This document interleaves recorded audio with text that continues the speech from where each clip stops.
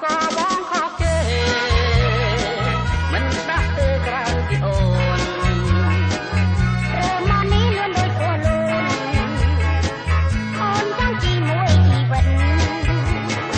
អេអស្ចារ្យទេពិសេសការីថ្មីបងបែអើយ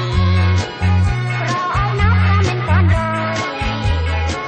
រលឹងអើយសប្បាយទេ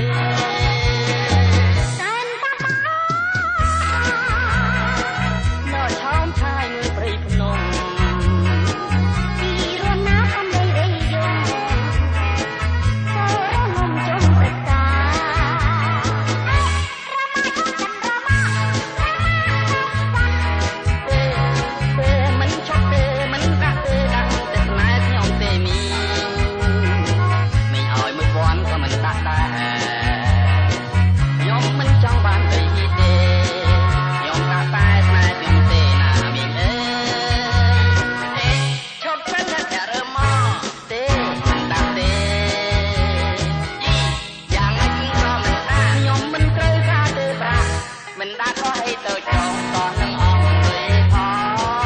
ងស្មើជើងវិញល្អជាង